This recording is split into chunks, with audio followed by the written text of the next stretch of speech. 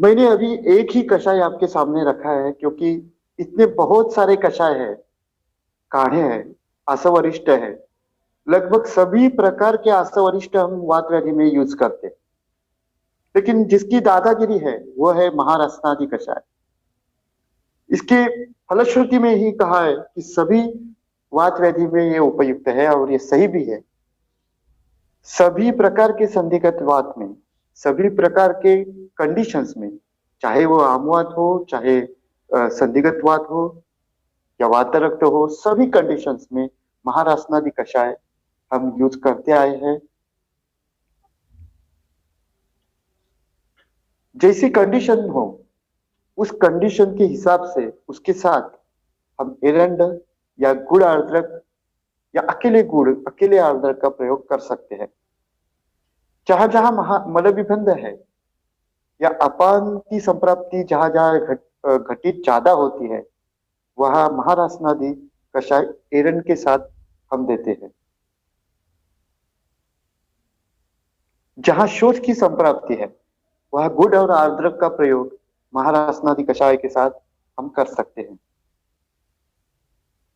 तो ज्यादा सोचने के बजाय जहां भी आपको एकाध कषाय देना है तो आप पहले महारासनादि कषाय के बारे में सोच लीजिए।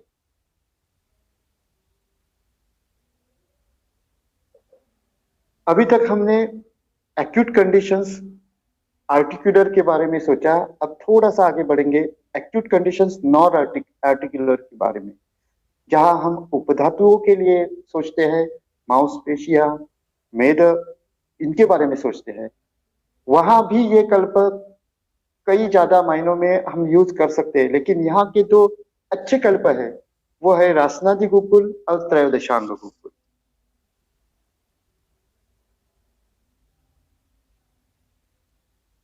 रासनादि गुकुल यह बहुत अच्छा काम करता है।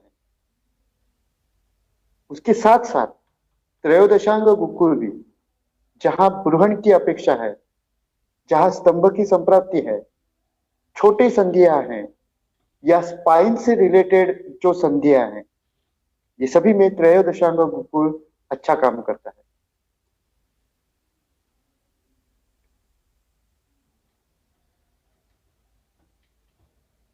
जब भी हम नॉन आर्टिकुलर के बारे में सोचेंगे तो ये उपधातु कौन से धातु का है इसके बारे में जरूर सोचिए।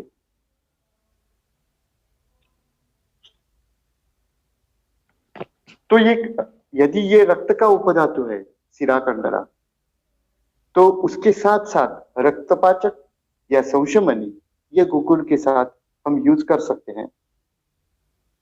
त्रयोदशांग के बारे में कहूंगा कि इसके अनेक अनेक अनुपान दिए हैं, लेकिन सबसे ज्यादा अनुपान जो हम यूज करते हैं वो है जो भिंडी रहती है, वो भिंडी का सूप या यूश बना के उसके साथ त्रयोदशांग गुकुल यूज किया तो ज्यादा बेहतर है।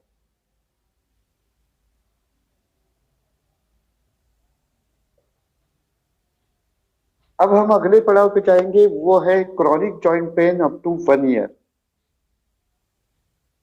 तो यहाँ मैं एक एक कंडीशन के साथ, चाहे वो केवल संधिगतवात हो, अम्लपित्त के साथ हो, ऐसे कंडीशंस में, क्योंकि जैसे जैसे क्रॉनिसिटी बढ़ती है तो वैसे वैसे और अनेक घटक संप्राप्ति में आते जाते रहते हैं।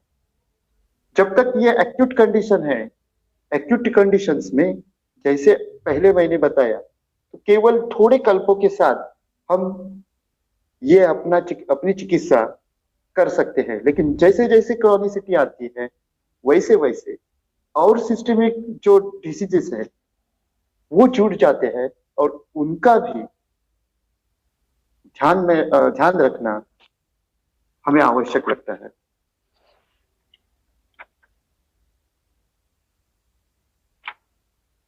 क्रॉनिसिटी के साथ जब आपके पास जॉइंट पेन के लिए पेशेंट आए, यदि वो दुर्बल है, क्रूश है, तो ऐसी कंडीशन में क्या करें? जहां जहां दौर्बल्य है, कृशता है, तो वहां वहां जो गुगुल कल्प ब्रूहण करता है इसमें से एक है योगराज गोकुल और दूसरा गुक्षुरादि गोकुल। तो उनमें से एक और ज्यादा से ज्यादा गुक्षुरादि गोकुल हम यूज कर सकते हैं। गुक्षुरादि गोकुल भी 250 मिलीग्राम में आता है, अनेक कंपनियों का आता है, और 2 से 3 का तक गोली 2 से 3 बार तक हम दे सकते हैं। धानवंतर कषाय, ये केरलियन जो कंपनियां हैं, एबीपी है, कोट्टक्कल है, वैद्य रत्नम है, ये सभी कंपनियों का आता है। दुर्बलता के साथ जो संधि का व्याधि है, जॉइंट पेन है, वह धन्वंतर कषाय अच्छे से काम करता है। एक ही बात है कि धन्वंतर कषाय सामावस्था में आप यूज ना करें। निरामावस्था आएगी पेशेंट के जॉइंट्स में वात की, तो उसके बाद धन्वंतर कषाय यूज कर सकते हैं। जब तक सामावस्था है, महारासनादि या रासना सप्तक कषाय हम यूज करेंगे। धन्वंतर कषाय के बदले में अश्वगंधारिष्ट, जहां कंडीशन फेवरेबल हो, वहां हम दे सकते हैं।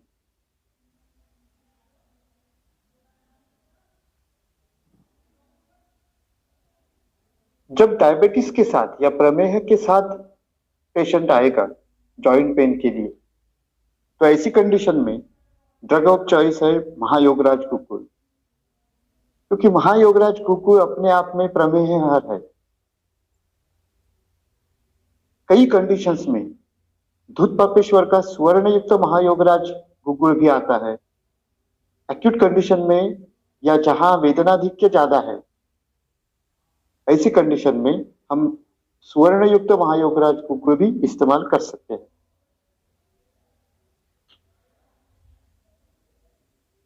जॉइंट के साथ साथ मेद की संप्राप्ति जहां है, वहां निशा कतकादि कषाय महायोगराज गोकुल के साथ, जहां डायबिटीज है, वहां हम यूज कर सकते हैं।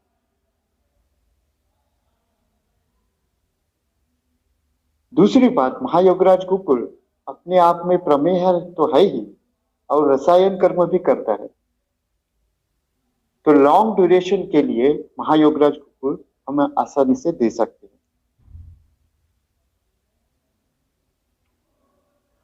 हाइपरटेंशन या व्यान विक्षेप बल जहां ज्यादा है, ऐसे कंडीशन में जब भी हम जॉइंट पेन के लिए सोचेंगे, तो हमारा ड्रग ऑफ चॉइस है गोक्षरादि गोकुल।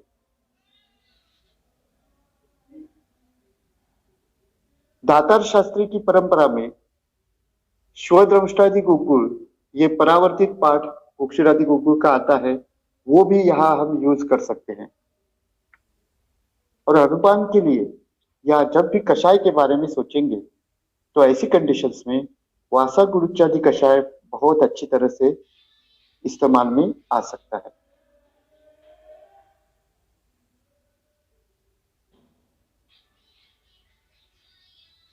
जहां कोई बाकी सिस्टमिक इलनेस नहीं है, केवल और केवल संधिगतवात है, तो ऐसी कंडीशन में लाक्षादि गोकुल और दशमूलारिष्ट, ये दो हम लगातार देंगे तो ये अपने आप ठीक होता जाएगा। लाक्षादि गोकुल और दशमूलारिष्ट, इतने दो ही इसके लिए काफी है।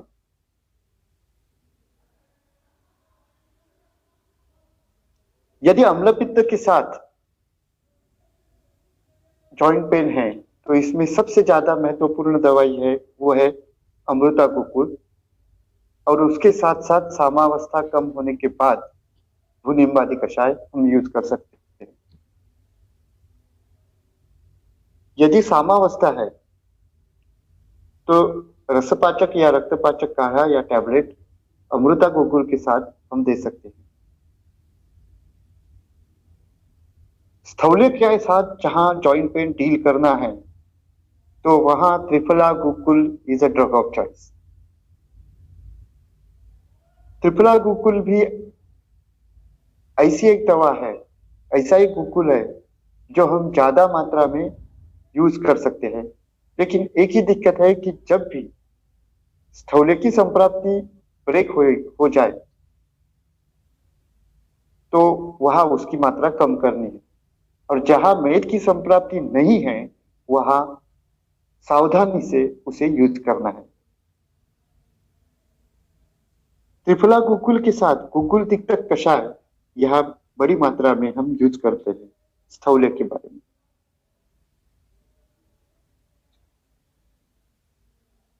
जहां स्किन डिसऑर्डर्स के लिए के साथ जॉइंट पेन है, वह पंचतिक्त घृत गुकुल और महामंजष्ठादि काढ़ा या क्वाथ, जैसे माधव सर ने अपने प्रोग्राम में बताया, ये दो चीज हम यूज करते हैं।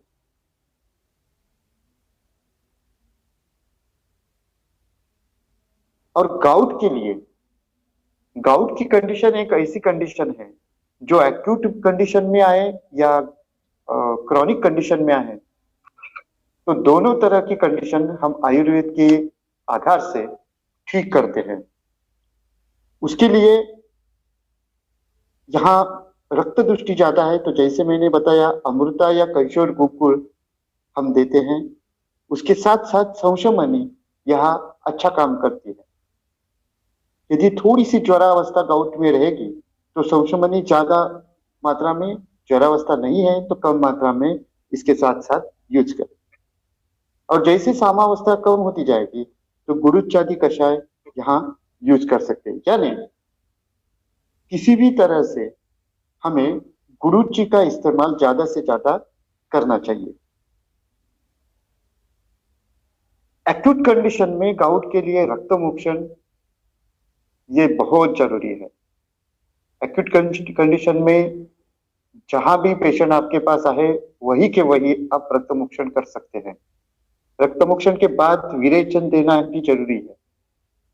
एक्यूट कंडीशन में जहां इंफ्लेमेटरी कंडीशन ज्यादा है, जॉइंट में इन्फ्लेमेशन ज्यादा है, रक्तिमा है, लालिमा है, सूजन ज्यादा है, तो वहां रक्त मोक्षण पहले कीजिए।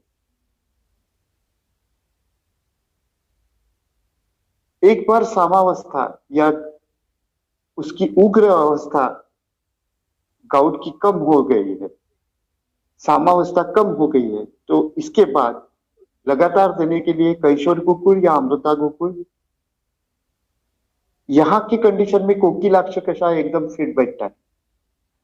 यूरिक एसिड जो बढ़ा हुआ है वो कम करने के लिए अच्छी तरह से काम करता है। कहीं कहीं दाह की संप्राप्ति ज्यादा रहती है गाउट में, तो वहां काम तथा मौतिक युक्त हम इसके साथ साथ दे सकते हैं। और बाकी कंडीशन में अमृतादि गुकुल प्लस संशमनी या कैशोर गुकुल प्लस संशमनी ये योग गाउट में देना है।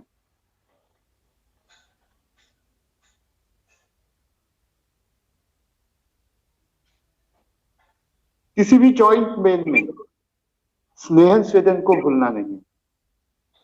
लेकिन एक बात ध्यान रखिए कि जब तक आप सामावस्था या निरामावस्था तय नहीं करते तब तक आप किसी भी तेल यूज नहीं करें। हेलो, किसी का माइक चालू है?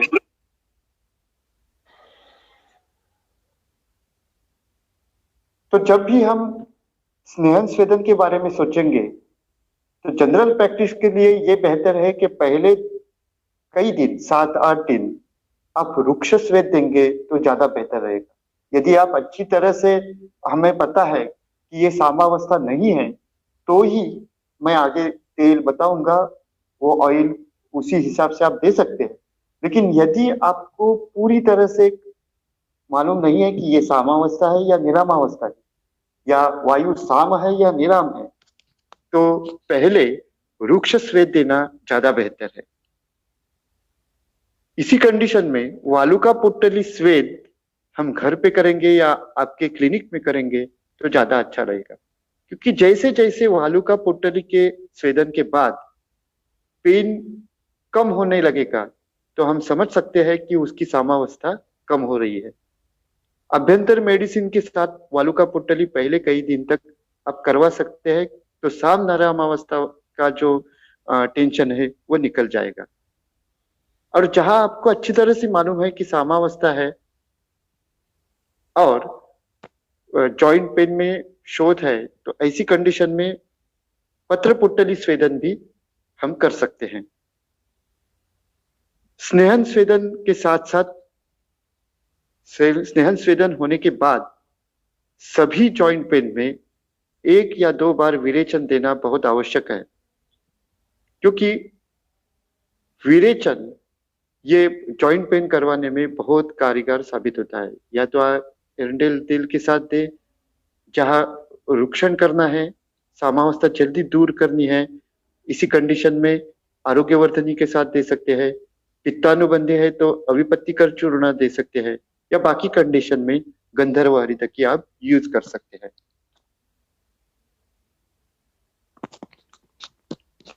स्नेहन के लिए मैंने आपके सामने ये कुछ ऑयल्स रखे हैं।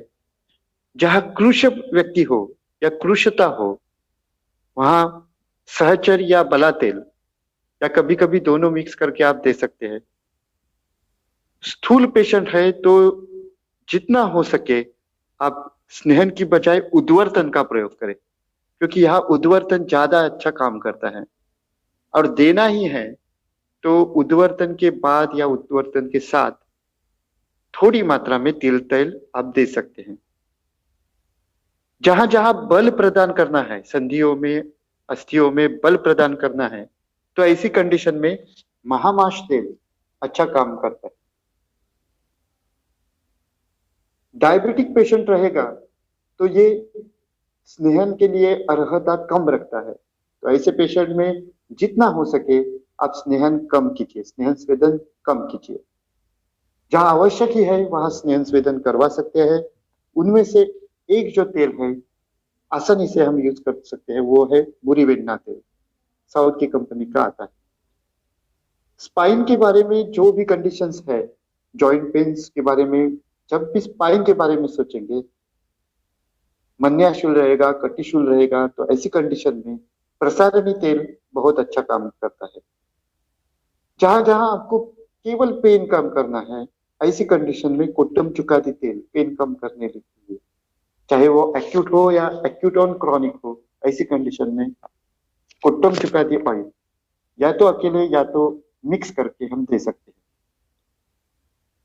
आमवात की कंडीशन हो तो पहले ही यहाँ आम जब तक नहीं जाता तब तक स्नेहन नहीं करना है, लेकिन कभी कभी स्नेह द्रव्य यूज करना होता है तो ऐसी कंडीशन में विषगर्भ तेल हम यूज कर सकते हैं, वो आमवातहर है।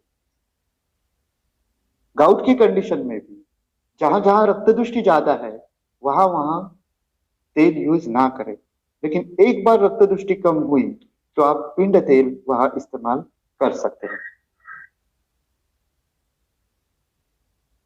जो ओपीडी बेसिस पे हम कर सकते हैं वो 2 कर्म है, एक वेधन कर्म और अग्नि कर्म। ये आप जरूर ध्यान में रखिए, करना शुरू कीजिए। यदि आप नहीं कर रहे हो तो करना शुरू कीजिए, इसका बहुत अच्छा रिजल्ट आता है। 26 नंबर की निडल जो बीड़ी की मिलती है वो वेधन के लिए हम इस्तेमाल करते हैं। जहां भी स्तंभ है, जहां भी स्प्रेन है, जहां भी शोथ ज्यादा है, तो वहां केवल मर्म को छोड़ के हम वेधन कर्म कर सकते हैं। उसके पॉइंट्स हम तय कर सकते हैं, और एक जगह के बजाय 2 या 3 जगह जहां सूजन है ऐसी जगह पे आप वेधन करेंगे तो जल्दी से जल्दी उसका पेन कम होता है। वेधन के साथ साथ अग्निकर्म भी कर सकते हैं। कभी कभी वेधन और अग्निकर्म एक साथ किया तो ज्यादा अच्छा फायदा हमें देता है, या तो केवल अग्निकर्म भी कई बार हम कर सकते हैं। जॉइंट पेन के लिए या कंडरा का पेन है, स्नायु का पेन है, तो वहां केवल अग्निकर्म, शिरागत वात है तो यहाँ केवल अग्निकर्म हम करवा सकते हैं। अग्निकर्म के लिए आजकल पंचधातु या सुवर्ण की शला का रेडीमेड मिलती है, वो आप इस्तेमाल कर सकते हैं, या अपने सुनार से बनवा के ले सकते हैं। पंचधातु या सुवर्ण या रौप्य की शला का अलग अलग कंडीशन में हम यूज कर सकते हैं।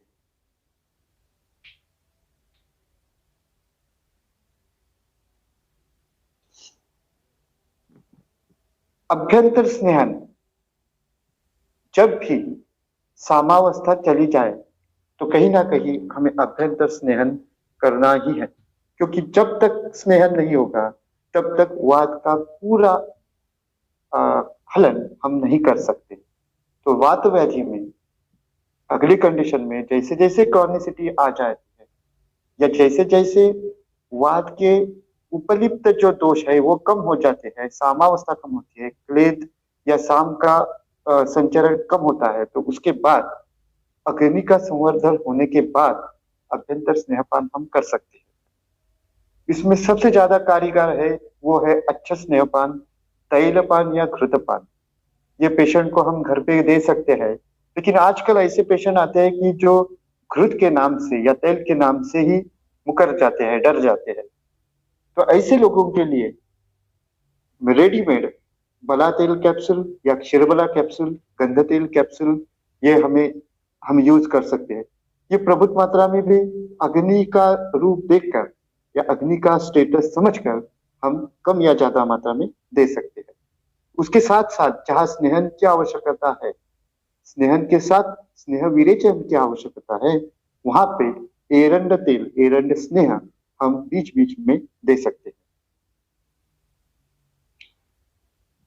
तेल के साथ साथ घृतपान भी कई कंडीशंस में, जहां पित्तानुबंधित्व है या केवल वात उपस्तंभित वात की संप्राप्ति घट जाने के बाद घृतपान हम दे सकते हैं। यहाँ सबसे ज्यादा जो हम यूज करते हैं वो घृत है गुग्गुल तिक्त घृत।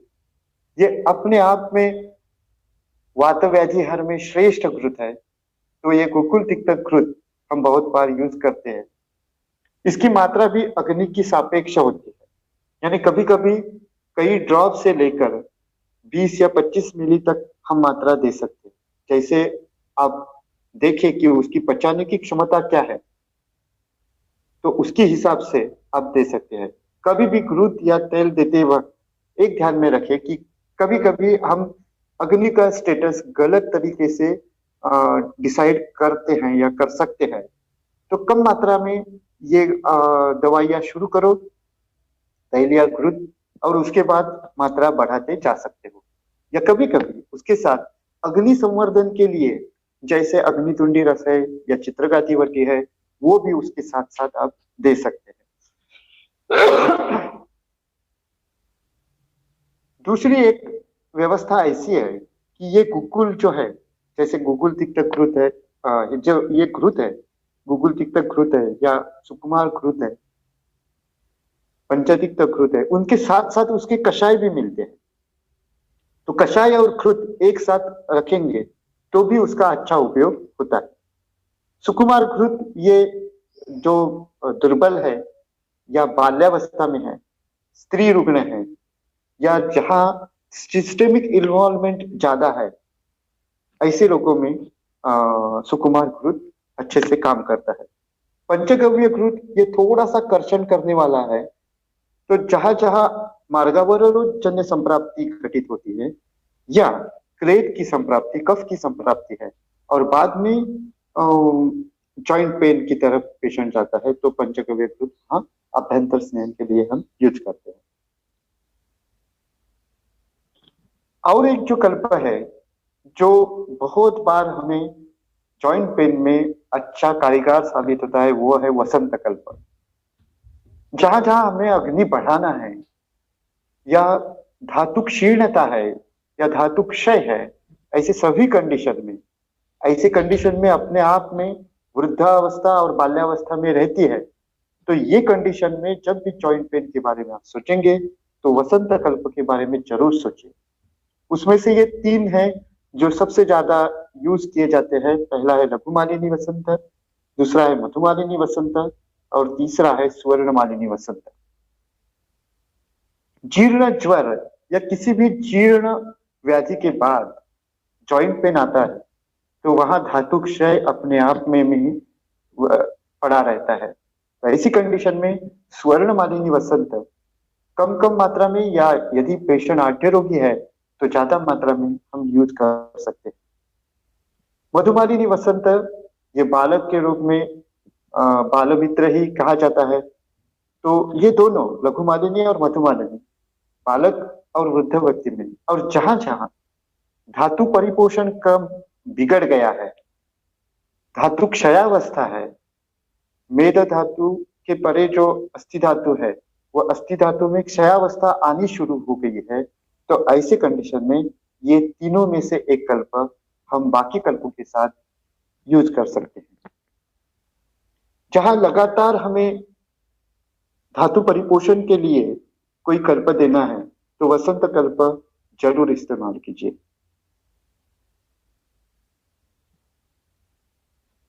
और एक कल्प हम अग्नि को ध्यान में रखकर ये सभी आखिरकार जैसे मैंने पहले बताया कि कफ ये अवश्यंभावी है जॉइंट पेन के लिए, जॉइंट पेन कम करने के लिए, वहां का साइनोवियल मेम्ब्रेन बढ़ाने के लिए। तो कहीं ना कहीं जब वो स्टेटस अच्छा करना है कफ का स्टेटस, तो हमें अवलेह यूज करना पड़ता है। तो ऐसी कंडीशन में कुष्मांड अवलेह या विदार्यादि अवलेह अच्छा काम करता है। विदार्यादि कषाय भी इसी कंडीशन में हम दे सकते हैं। जैसे मैंने पहले बताया कि धातु क्षय की अवस्था में अश्वगंधारिष्ट ये एक अच्छा काम करता है। और इसी परिप्रेक्ष्य में जहां हमें तैल की सोचेंगे या स्नेहन के लिए सोचेंगे तो चंदन बला लाक्षादि या बला अश्वगंधादि ऑयल हमें इसी कंडीशन में लगातार यूज कर सकते हैं। लेकिन किसी भी व्याधि में, वात व्याधि में अल्टीमेट आंसर जो है वो है बस्ती चिकित्सा। तो जनरल प्रैक्टिस में भी हम बस्ती चिकित्सा आराम से कर सकते हैं, जहां हमें अनुवासन बस्ती और तिक्तक्षीर बस्ती के बारे में सोचना है। आयुर्वेद के हिसाब से देखेंगे तो कैल्शियम ये बाहर से देने की चीज ही नहीं है। वहां एक ही चीज उपयोग में हम ला सकते हैं, वो है तिक्तक्षीर बस्ती। तो जैसे ही वृद्धावस्था में या बाल्यावस्था में या तरुणावस्था में जहां धातुक्षय है, अस्थि विकृति ज्यादा है, अस्थि में क्षय है, तो वहां आपको तिक्तक्षीर बस्ती देनी ही है। तिक्तक्षीर बस्ती एक तो अनुवासन के साथ बीच बीच में अनुवासन देके ऐसे आप दे सकते हैं। लेकिन यदि अपुनर्भव के बारे में सोचेंगे या पूर्णतया पेशेंट को ऑस्टियोआर्थराइटिस से या जॉइंट पेन से अच्छा करना है, तो आपको बस्ती चिकित्सा के बारे में सोचना ही है। और पहले में से एक ही टॉपिक अब रह गया है, वो है स्टीरॉइड या एनएसएआईडी डिपेंडेंस। तो ये कैसे कम करेंगे? क्योंकि पेशेंट को डिपेंडेंट होता है, जैसे कि किसी व्यसन की तरह वो पेशेंट स्टीरॉइड लेता है। और दूसरी बात, जैसे ही स्टीरॉइड हम कम करेंगे या एनएसएआईडी कम करेंगे तो उसका हिलना डुलना बंद हो जाता है। तो इसी कंडीशन में एक ध्यान रखिए कि ये चीजें आप स्टेप बाय स्टेप टेपर करते जाए।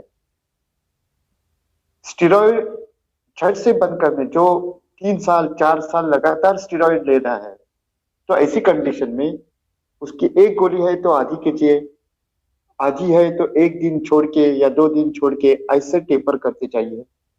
उसके साथ साथ धान्यक जीरक वात या धान्यक हिम या धान्यक जल ये आप यूज कर सकते हैं। रजनी योग यहाँ आप धान्यक जीरक वात के साथ यूज कर सकते हैं। यहाँ एक तरह का इंटरस्टिशियल इडीमा रहता है ये स्टीरॉइड्स की वजह से, तो वो कम करने के लिए गोक्षीरादि कुकुर और गोमूत्र हर्तकी ये बहुत अच्छा काम करते हैं। गोक्षीरादि कुकुर वैसे भी हम ज्यादा देर तक यूज कर सकते हैं, लेकिन गोमूत्र हर्तकी जैसे ही उसका शोध कम हो हमें बंद करवानी है। कई बार केवल गोमूत्र भी यहाँ अच्छा कारीगर साबित होता है, लेकिन गोमूत्र लेने वाला पेशेंट अपने पास आना चाहिए। लेकिन स्टीरॉइड डिपेंडेंस के बारे में सोचेंगे तो पेशेंट को आश्वासन देके, उसको विश्वास में लेके धीरे धीरे हम उसे ये स्टीरॉइड के चंगुल से बचा सकते हैं। धन्यवाद।